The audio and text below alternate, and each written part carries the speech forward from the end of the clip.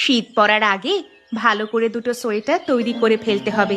শুধু শুধু দোকান থেকে কিনতে যাব কেন? আমি তৈরি করলে কম খরচে কাজ মিটে যাবে। দুজনের আর সোয়েটার কিনতে হবে না। হরি, একটু বাইরে আয় তো, তোর সাথে কথা আছে। আমার হাতে সময় নেই বেশি, তাড়াতাড়ি আয়। দাদা, ও তো বাড়িতে নেই, দোকানে গেছে। কি দরকার আমায় বলুন, ও এলে আমি জানিয়ে দেব। আচ্ছা তাই? ভাই এলে ওকে বলবে আমি এসেছিলাম। বাবা মারা গেছে কয়েক বছর হয়ে গেল, আমাদের দুজনেরও বিয়ে হয়ে গেছে। এবার বাবার সম্পত্তিগুলো ভাগাভাগি করে নেওয়ার সময় এসেছে। ওটার জন্য কথা বলবো আর কি। বাড়িতে এলে আমার বাড়িতে চলে আসবে দুজনে, কেমন? আচ্ছা ঠিক আছে, আমি জানিয়ে দেব। কিন্তু ভাগাভাগি না করলে কি হতো না? সব তো ঠিকঠাকই চলছে। থাক থাক, এখানেই থাক। আমাদের ভাইদের ব্যাপারে তোমাদের ঢোকবার কোনো প্রয়োজন নেই। এসবের মধ্যে মাথা দেওয়ার কোনো দরকার নেই। যেটা বললাম, হরি এলে ওকে জানিয়ে দিও, কেমন? আচ্ছা আচ্ছা, আমি জানিয়ে দেব। ভিতরে আসুন না, কিছু খেয়ে যাবেন। না না, আমার হাতে অত সময় নেই। আমি এখন যাই। হরি এলে ওকে শুধু জানিয়ে দিও, তাহলেই হবে।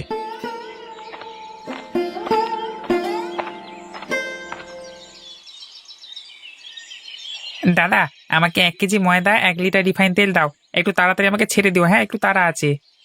হ্যাঁ হ্যাঁ, দিচ্ছি দিচ্ছি, একটু দাঁড়াও। সবাই জিনিসপত্র পাবে, একটু ধৈর্য ধরে দাঁড়াতে হবে। দাদা, এটা কেমন হচ্ছে? আমি আগে এলাম, কিন্তু ওনাকে আগে জিনিসপত্র দিয়ে দিচ্ছেন। আমার জিনিসটা আগে দিন। উনি বললেন তারা আছে, এই জন্যই দিয়ে দিচ্ছিলাম আর কি। আচ্ছা ঠিক আছে, আমি আপনারটাই আগে দিচ্ছি। কি কি লাগবে আপনার বলুন তো? 500 গ্রাম চিনি, মটর কলাই 1 কেজি, আটা 2 কেজি। ব্যাস, এগুলোই দিয়ে দাও তাড়াতাড়ি। আচ্ছা একটু দাঁড়ান, সব দিয়ে দিচ্ছি। এই নিন আপনার সামগ্রী। আপনার হয়েছে 100 টাকা। এই ধরুন আপনার 100 টাকা। দাদা, এবার আপনি বলুন আপনার কি কি দরকার, চটপট দিয়ে দিচ্ছি। আমার বেশি কিছু চাই না। 1 কেজি ময়দা আর 1 লিটার রিফাইন তেল, একটু তাড়াতাড়ি করো। এই তো এক্ষুনি দিচ্ছি, 5টা মিনিট আমাকে সময় দাও। কত টাকা হয়েছে আমার? তোমার হয়েছে 130 টাকা। এখন সব টাকা দেবে নাকি বাবা দিয়ে দেবে? হ্যাঁ, এখন আপনি 100 টাকা রাখুন, বাকিটা খাতায় লিখে রাখুন, বাবা এসে দিয়ে দেবে। আচ্ছা ঠিক আছে।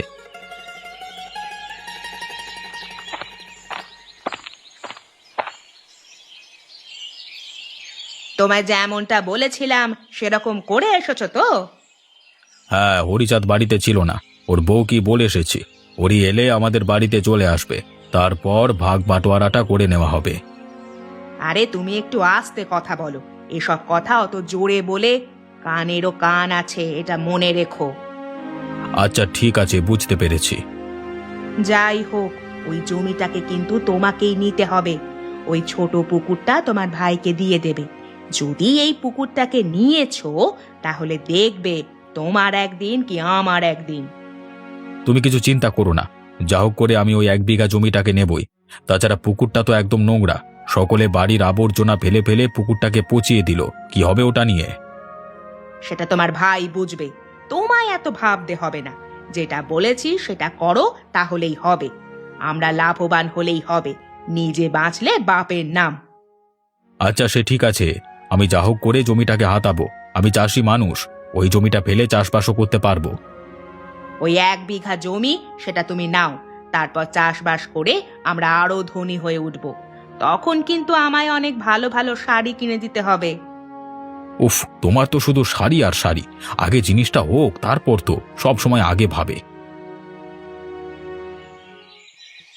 হ্যাঁ, বেলা হয়ে গেল, এবার বাড়ি যাই। আমার বউটাও তো আমি না গেলে খাওয়া দাওয়া করবে না। যাই যাই, বাড়ি যাই। আমার গিন্নিটা কি করছে কে জানে, কি রান্না করলো আজকে।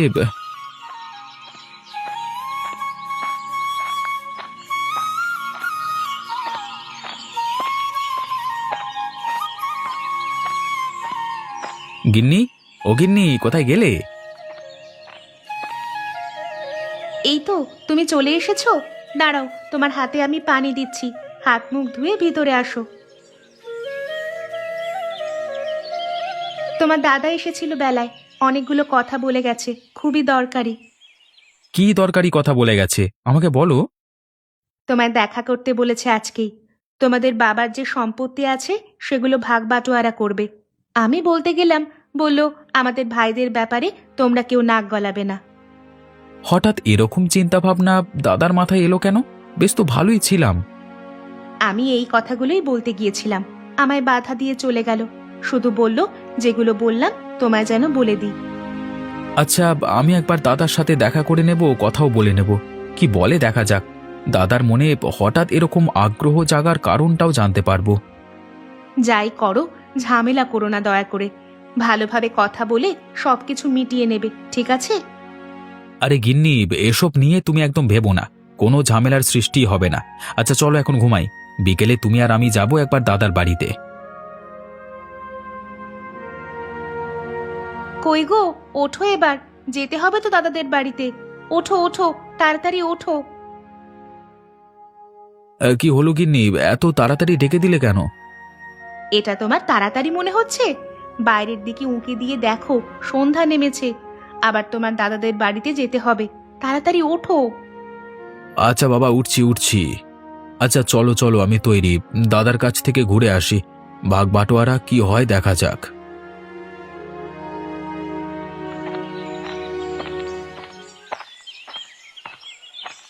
বলছি, যদি সেই রকম পরিস্থিতি হয় তাহলে ওখান থেকে চলে আসবো।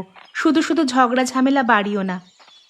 আরে না না, ঝগড়া ঝামেলা কিচ্ছু হবে না। ওটা তুমি এখন বলছো, তুমি রেগে গেলে সব ভুলে যাবে, এটা আমি জানি। আরে ওসব কিছু হবে না, চলে এসেছে ওদের বাড়িতে, ভেতরে চলো। আয় আয়, আমি তোদের অপেক্ষাই করছিলাম, ভাবছিলাম আজকে আর আসবি না নাকি। আয় বস। কি বলবে বলে আমাকে ডেকেছিলে দাদা? শুনছি নাকি তুমি ভাগ বাটোয়ারা করতে চাইছো? হ্যাঁ, তুই ঠিকই শুনেছিস। শোন তাহলে আমার কথা। বাবার সম্পত্তির মধ্যে পড়েছে ওই জমি আর পুকুর। যেহেতু তোর বাড়ির কাছেই বাবার পুকুরটা আছে, তাই জন্য পুকুরটাকে তুই নে। আর আমার বাড়ির পাশেই তো জমি, তাই আমি জমিটা নিচ্ছি। কেন দাদা, সব যদি একসাথেই থাকতো তাহলে কি হতো? কি হতো জানি না, কিন্তু আমি ভবিষ্যৎ নিয়ে চিন্তা করছি, তাই আলাদা হয়ে যাওয়াটাই ভালো। আচ্ছা তাহলে ঠিক আছে, তুমি যেটা বললে ওটাই হবে। আমি চললাম তাহলে।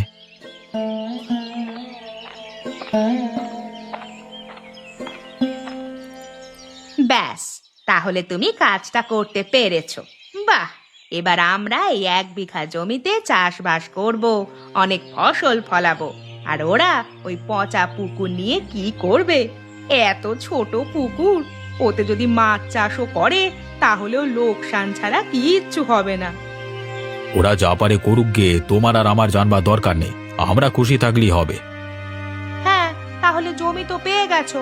এবার চাষবাস করার পর ফসল উঠলে আমার কিন্তু 4টে শাড়ি চাই। আচ্ছা বাবা, হবে হবে, সব হবে, অত ভাবছো কেন তুমি? আমি তো আছি। আজকে আমি খুব আনন্দিত, 1 বিঘা জমি আমরা পেয়ে গেলাম। কিন্তু ভাবার বিষয় একটাই, তুমি যখন এটা বললে তোমার ভাই একটা প্রশ্নও করলো না। সেটা আমিও ভাবছি, কি ব্যাপার বুঝতে পারলাম না তো। ও সব ছাড়ো এখন, ও যেটা ভালো বুঝেছে সেটাই করেছে। ছেড়ে তো দেবই, কিন্তু ভাবার বিষয়, আমার ভাই জানে পুকুর নিলে লস, তাও মুখ বুজে নিয়ে নিল কেন? এই প্রশ্নটা আমার মনে সারা জীবন থাকবে। এখন ও সব ছাড়ো, আমি তোমার জন্য চা বানিয়ে নিয়ে আসছি, খেয়ে নিও। আচ্ছা আচ্ছা, যাও। আমার দাদাটা কত পরিবর্তন হয়ে গেল। আজকে কত সুন্দর সবকিছু একসাথে করতাম, যদিও বা বাবার সম্পত্তিটায় একসাথে কাজ করতাম, সেটাও একেবারে আলাদা হয়ে গেল। কি আর করবে বলো, সম্পর্ক তুমি ঠিক রাখতে তো চেয়েছিলে, কিন্তু তোমার দাদাই সবকিছু আলাদা করতে চায়। সম্পর্কে তো দুটো দিকটাই মজবুত থাকতে হয়, একদিক মজবুত থাকলে আরেক দিক কমজোরি হলে সম্পর্ক থাকে না। কথাটা তুমি একদম ঠিকই বলেছ। আমার দাদা তো কই একবারও এসব কথা ভাবেনি। ওটাই তো তোমাকে বলছি, তুমি অত চিন্তা ভাবনা করো না এসব নিয়ে, ভালোভাবে নিজের ব্যবসাটা করো। সেসব যাই হোক, তার মাঝেও একটা জিনিস খুব ভালো হয়েছে। কি ভালো হয়েছে গো? তোমার হাতের এই সুস্বাদু রান্না, যার কোনো জবাব নেই। কেন গো, আমি তো প্রত্যেকদিন এইভাবেই রান্না করি। কিন্তু আজকের রান্নাটা অন্য দিনের থেকেও ভালো হয়েছে, তাই তোমায় বলছি। কিন্তু একটা জিনিস লক্ষ্য করে দেখেছো, তোমার দাদা কিন্তু ওই 1 বিঘা জমিটাই নিল, পচা পুকুরটা তোমাকে দিল। একদিক থেকে বলতে গেলে তোমার দাদাই লাভ করেছে। আমার দাদা সম্পর্কে একটাও উল্টো পাল্টা কথা আমি সহ্য করব না। আমি কোথায় উল্টোপাল্টা বললাম বলো? তুমি এই কথাটা ভেবে দেখো। তোমার উপর চিৎকার করে কি হবে? তুমি তো ঠিকই বলেছ। যাকে ওসব বাদ দাও। ও যদি জমি নিয়ে সুখে থাকে তাহলে থাকতে দাও। হ্যাঁ, ছেড়ে দাও। ভগবানের কৃপায় দুবেলা দুমুঠো খেতে জুটলেই হবে।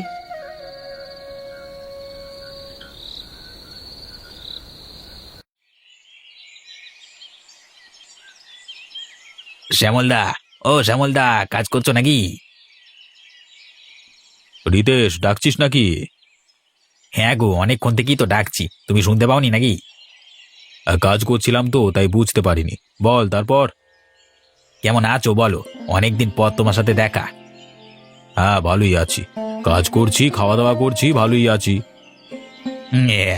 হরিচাঁদের কি খবর গো? সে কেমন আছে? ও কেমন আছে ও কি জিজ্ঞাসা করিস? আমি বলতে পারবো না। আমি শুধু আমার খবরই জানি। আচ্ছা আচ্ছা, আমি ও কি জিজ্ঞাসা করে নেব। তুই এখন আয়। হ্যাঁ, আমার অনেক কাজ পড়ে আছে। তোর সাথে দাঁড়িয়ে গল্প করবার মতো সময় আমার নেই। আচ্ছা, আমি আসছি, তুমি কাজ করো তাহলে। হ্যাঁ। এটা কিরকম ধরনের ব্যবহার হলো? কতদিন পর দেখা হলো, দাঁড়িয়ে একটু কথা বলছি, তা বলে আমায় এইভাবে চলে যেতে বললো? আমি তো ভালোভাবেই কথা বলছিলাম। কথা বলবে না তো বই গেছে। কতদিন হয়ে গেল, আমাদের আর উন্নতি হলো না। এই সেই মাটির ঘর, টালির চাল, কোথায় একটা পাকা বাড়ি করবে, একটা বড় ছাদ হবে, শীতের রোদে আমি বসে থাকবো, সেসবের কোনো মুরদ নেই। মাটির বাড়ি, মাটির মেঝে, প্রমাণ হলেও জানতাম এই দিকটা উঁচু, ওই দিকটা নিচু। ওরে মারে বাবা রে, কোমরটা মনে হয় গেল ভেঙে। কি লাগলো রে বাবা! কতবার বলি মেঝেটাকে অন্তত সমান করে রেখো, আমার কথা কানে দিলে হয়। গেলাম তো আমি পড়ে। আজকে আসুক, ওর একদিন কি আমার একদিন। এইভাবে আমি আর থাকতে পারবো না। এবার যদি না বাড়িটাকে ঠিকঠাক করো, তাহলে কিন্তু আমি বাপের বাড়ি চলে যাব, আর ফিরে আসবো না। এত কষ্ট করে থাকতে আমি পারবো না। আমার বাবা যে কি দেখে আমায় বিয়ে দিয়েছিল কে জানে। কি আছে? যা চাই কিচ্ছু পাই না। চাইলেই বলবে এটা নাই, ওটা নাই। কোনোদিন নিজে থেকে বললে না তোমার কি লাগবে।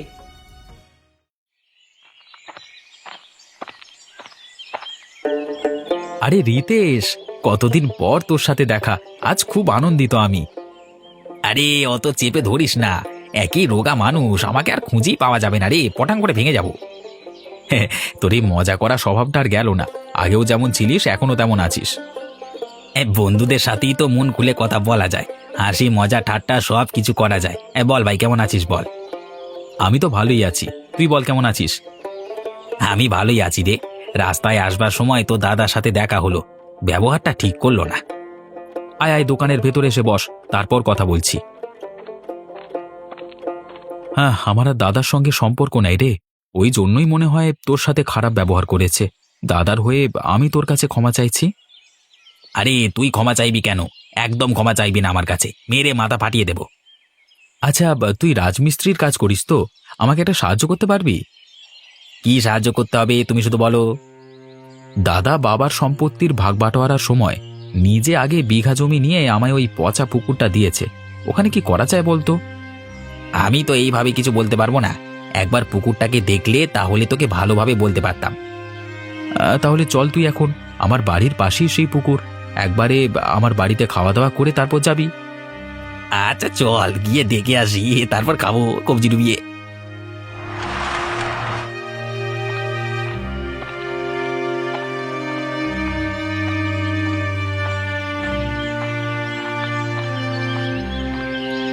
গিন্নি, দেখো দেখো কাকে নিয়ে এসেছি, দেখো সাথে করে। আরে রিতেশ দাদা, অনেকদিন পর আমাদের বাড়িতে। আসো আসো, ভিতরে এসো। খাবার খেয়ে তবে যাবে, তার আগে আমি ছাড়ছি না। বৌদি, খেয়ে যাবো ঠিক আছে, কিন্তু এখন ভেতরে যাব না। এই তোমাদের এই পচা পুকুরটা দেখে আসি কি অবস্থা, কিছু কাজে লাগাতে হবে তো। আচ্ছা, তাহলে তুমি রিতেশ দাদাকে নিয়ে যাও, গিয়ে দেখিয়ে নিয়ে এসো। হ্যাঁ ভাই চল, কাজটা আগে করে নি চল। খাওয়া দাওয়া তো লেগেই থাকে, আমাকে নিয়ে চল সাথে, দেখি চল চল চল চল চল না।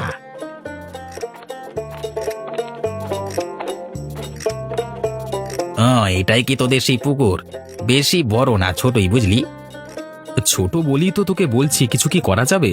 এত ছোট পুকুরে মাছ চাষ করলে লোকসান হয়ে যাবে, তো তাই বলছি আর কি। আমি পুকুরটাকে দেখে যা বুঝলাম, তুই এক কাজ করতে পারিস, একটা ভালো লজ তৈরি করতে পারিস, লোকজনকে ভাড়া দিবি থাকবার জন্য।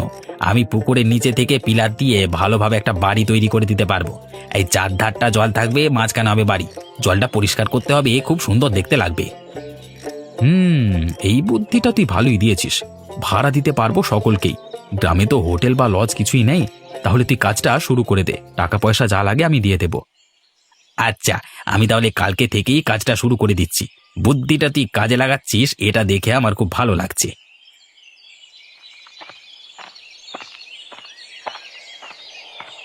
আরে গিন্নি, তোমার কি হলো? পায়ে জল দিচ্ছ কেন? দূর।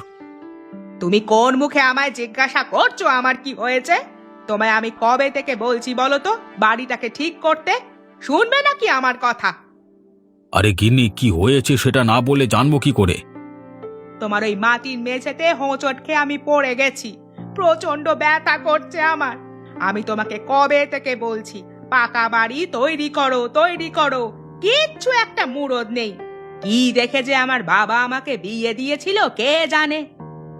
আরে তুমি দেখে চলনি বলে পড়ে গেছো, তা বলে কি পাকা বাড়ি করতে হবে নাকি? পাকা বাড়ি করতে কত খরচ তোমার কি কোনো ধারণা আছে? সেসব আমি জানি না।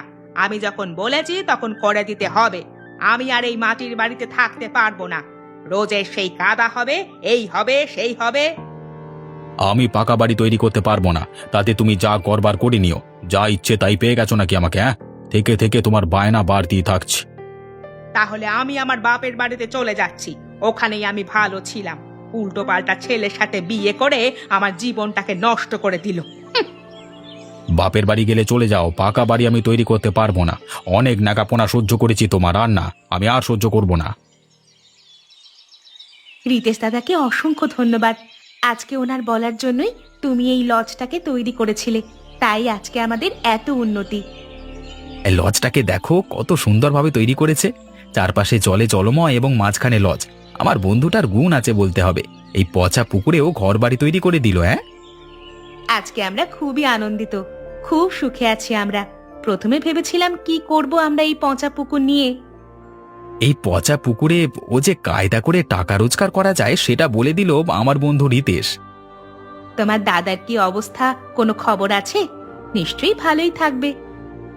আশেপাশের লোকের মুখে শুনলাম দাদার নাকি বৌদির সাথে রোজের ঝামেলা ঝামেলা করে নাকি বাপের বাড়ি চলে গেছে বৌদি। এটা হচ্ছে ওপরওয়ালার শাস্তি।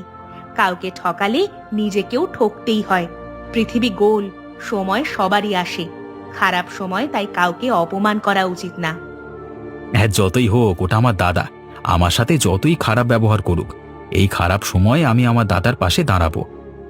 হ্যাঁ একদম। দাদা তোমার সাথে খারাপ ব্যবহার করেছে বলে তোমাকেও যে করতে হবে এমনটা নয়। তাহলে ওদের আর আমাদের মধ্যে পার্থক্য কি রইল? যাও গিয়ে পাশে দাঁড়াও। কিন্তু একটা কথা প্রমাণ হয়ে গেল, কাউকে ঠকিয়ে বা জোচ্চুরি করে ভালো থাকা যায় না। কোনো না কোনোভাবে সে শাস্তি পাবেই পাবে।